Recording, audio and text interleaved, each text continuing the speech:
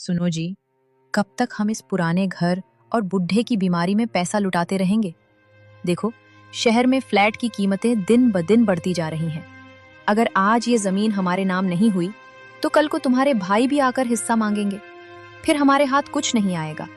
अभी वक्त है, कुछ ऐसा करो कि बाबूजी खुद ही खुशी खुशी अंगूठा लगा दें। माया, तुम समझ क्यों नहीं रही हो? वो जमीन बाबूजी की जान है। उन्होंने अपनी पूरी जिंदगी की कमाई उसमें लगा दी है। वो कभी भी इसे छोड़ने के लिए तैयार नहीं होंगे। हर इंसान की कोई ना कोई कमजोरी होती है और बाबूजी की कमजोरी है तुम। अगर तुम चाहो तो सब मुमकिन है। प्यार से नहीं मानेंगे तो थोड़ा दिमाग लगाओ। लेकिन ये सब ठीक नहीं लग रहा। कहीं बाबूजी को पता चल गया तो? रे, कौन सा हम उनसे कुछ छीन रहे हैं? आखिरकार सब तुम्हारा ही तो है। बस थोड़ा जल्दी अपने नाम करवा रहे हैं। देखो, तुम 4 दिन उनकी खूब सेवा करो। दवा समय पर देना, खाना खुद खिलाना, उनके पास बैठकर बातें करना। उन्हें ऐसा लगे कि तुम ही उनका सबसे बड़ा सहारा हो।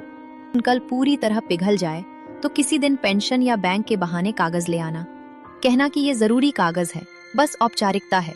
वो बिना पढ़े ही तुम पर भरोसा करके अंगूठा लगा देंगे। सुनील, पता नहीं मैं सही कर रहा हूं या गलत, लेकिन अगर अभी कुछ नहीं किया तो आगे बहुत पछताना पड़ेगा। यही समझदारी है। वक्त पर लिया गया फैसला ही इंसान को आगे बढ़ाता है। बस याद रखना, भावनाओं में बहकर मौका मत गवाना।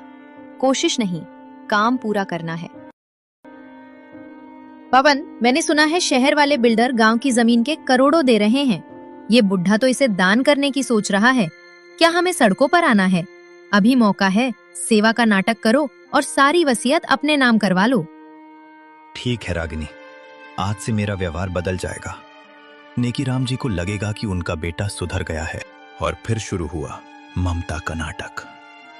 जो बेटे कल तक पानी का गिलास तक नहीं देते थे, ऐसे ही पवन और रागिनी भी अपने पिता से जमीन लेने के लिए एक गहरी साजिश रच रहे थे। आज वो अपने पिता के पैर दबा रहे थे। रामलाल और नेकीराम को लगा कि शायद भगवान ने उनकी सुन ली। रामलाल का घर। सुनील उन्हें बढ़िया खाना खिला रहा है। बाबूजी, आप आराम करो, आपके कष्ट अब मेरे हैं। नेकीराम का घर। पवन उनके लिए नई धोती लाया है।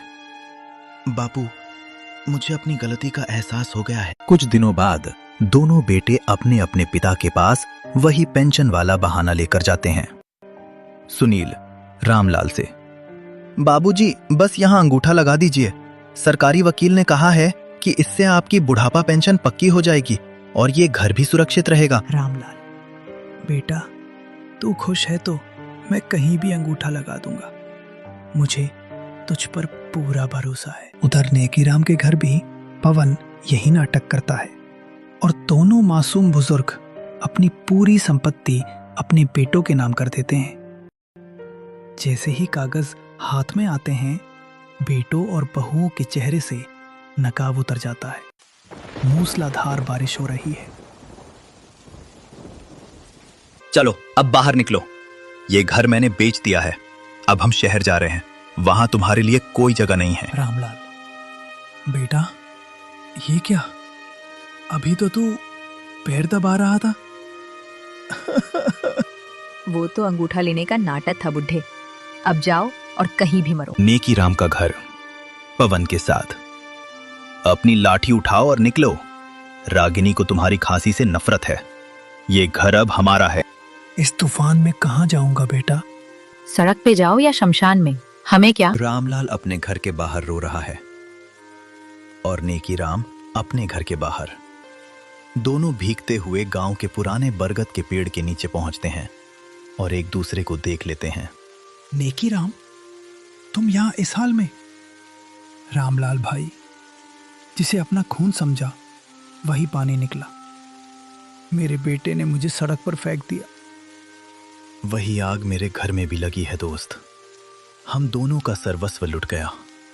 अब इस दुनिया में हमारा कोई नहीं सिवाय एक दूसरे के। दोनों बुजुर्ग एक दूसरे का सहारा लेकर अंधेरे में उसी बरगद के पेड़ के नीचे रात बिता देते हैं।